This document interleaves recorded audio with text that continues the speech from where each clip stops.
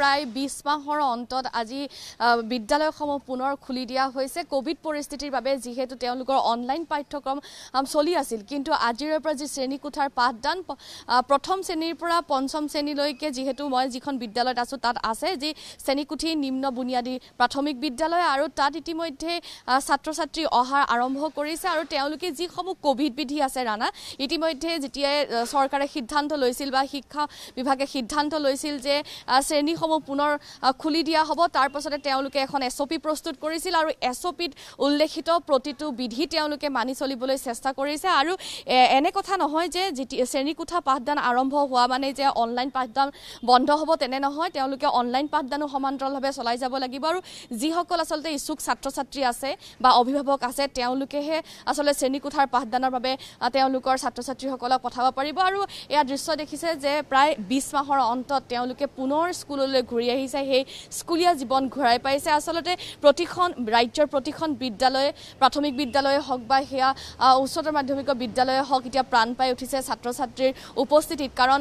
দীৰ্ঘদিনে কোভিডৰ বাবে নিতাল নিস্তব্ধ এক পৰিৱেশে বিৰাজ কৰিছিল কোনো আচলতে শ্ৰেণীকোঠাৰ পাঠদানৰ বাবে আহিব পৰা নাছিল আৰু সেই শ্ৰেণীকোঠাসমূহ আজি পুনৰ জীপাল হৈ পৰিব ছাত্ৰ ছাত্ৰীৰ উপস্থিতিত আৰু যিসমূহ তেওঁলোকৰ চেনিটাইজিঙৰ ব্যৱস্থা কৰাৰ কথা কৈছিল বা যেনে ধৰণৰ সকলো ছাত্ৰ ছাত্ৰীয়ে মাস্ক পৰিধান কৰিব লাগিব তেওঁলোকৰ নিৰ্দিষ্ট দূৰত্ব বজাই ৰাখিব লাগিব তেনেধৰণৰ যিসমূহ ব্যৱস্থাৰ কথা কৈছে সেয়া বিদ্যালয়ৰ কৰ্তৃপক্ষৰ ফালৰ পৰা সম্পূৰ্ণ লোৱাৰ চেষ্টা কৰিছে আৰু আমি সৰু সৰু ল'ৰা ছোৱালী তথাপিতো তেওঁলোকৰ মনৰ কিছু কথা জানিবলৈ চেষ্টা কৰিম আজি কিমান দিনৰ মূৰত স্কুললৈ আহিছা 2 বছৰৰ পৰা 2 বছৰ স্কুললৈ আহিব মন গৈছিলে নে ইমান 2 বছৰ দিন আছিলে কেনেকুৱা লাগিছে স্কুল আহি ভাল লাগিছে অনলাইন ক্লাছ হৈছিলে নে হৈছে অনলাইন ক্লাছ কৰি ভাল লাগিছিলে নে শ্ৰেণীকোঠাৰ পাঠদান বেছি ভাল অনলাইন ক্লাছ আজি ঘৰৰ পৰা আহিবলৈ মন যোৱা নাই নেকি শ্ৰেণীকোঠালৈ আহিছে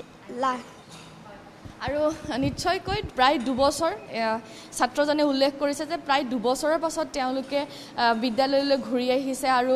হাতত বেগ লৈ সেই যি বিদ্যালয়ৰ পৰিৱেশ তেওঁলোকে পুনৰ ঘূৰাই পাইছে আৰু আশা কৰা হৈছে যে এনেদৰেই বিদ্যালয় পাঠদান চলি থাকিব আৰু ছাত্ৰী আছে তেওঁলোকৰ লগত আমি কথা পাতিবলৈ চেষ্টা কৰিম অকণমান যদি আমি কথা পাতিব পাৰোঁ কিমান দিনৰ পাছত স্কুললৈ আহিছা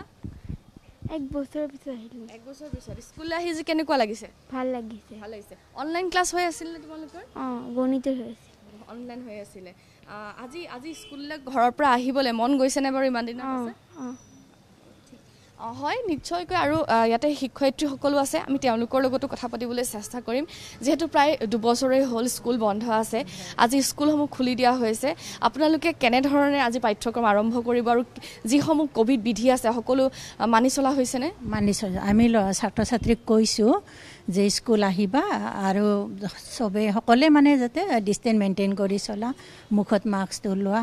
বা চেনিটাইজাৰ কৰা হাত ধোৱা আমি পানীৰ ব্যৱস্থা কৰিছোঁ তেনেকৈ আমি ছাত্ৰ ছাত্ৰীকো আঁতৰে বহিবলৈ কৈছোঁ তেনেকৈ কিমান আছে ছাত্ৰ ছাত্ৰী